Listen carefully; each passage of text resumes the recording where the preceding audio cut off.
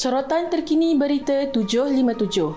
Bimbang janggutnya dipotong jika dipenjarakan, Datuk Seri Mahathir Badrul Zaman, 43 tahun, mengaku tidak bersalah di Mahkamah Session Kuala Lumpur atas dua pertuduhan menjalankan urus niaga sekuriti tanpa lesen sah antara 14 Jun 2021 hingga 15 Februari 2024. Mahathir, yang merupakan suami penyanyi dan aktivis Heliza Helmi, didakwa sebagai wakil syarikat AUF MBZ Consortium PLT menjalankan perniagaan sekuriti walaupun syarikat itu tidak berdaftar atau memiliki lesen perkhidmatan pasaran modal. Peguam Datuk Muhammad Zamri Muhammad Idrus memohon anak guamnya dibebaskan dengan jaminan, menekankan Mahathir memberi kerjasama sepanjang siasatan, menanggung ibu yang menghadap kanser serta keluarga mentua dan bukan individu yang berisiko melarikan diri. Pendakwaan Suruhanjaya Security SC mencadangkan jaminan RM250,000 dengan dua penjamin. Namun mahkamah membenarkan Mahathir dijamin RM50,000 setiap pertuduhan dengan seorang penjamin dan mematuhi syarat tambahan termasuk menyerahkan pasport serta melapor diri bulanan di pejabat SC. Sementara itu,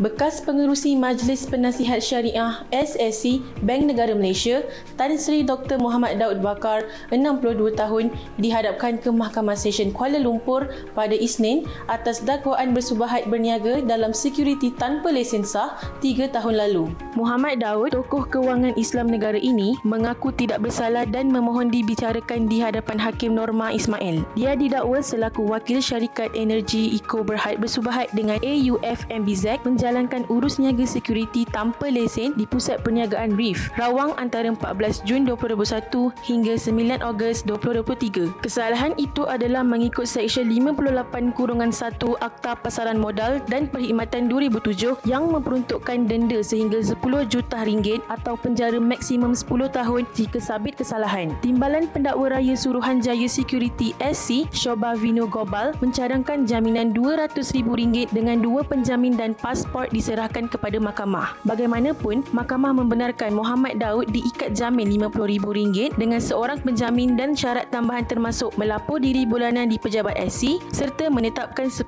April ini untuk sebutan kes seterusnya. Dalam perkembangan lain, seorang warga emas, Muhammad Rashid Rahmat, 64 tahun, dijatuhi hukuman penjara 8 tahun oleh Mahkamah Session Kuala Nerus selepas didapati bersalah melakukan amang seksual fizikal terhadap dua kanak-kanak perempuan berusia 7 tahun di Pusat Pemindahan Sementara PPS.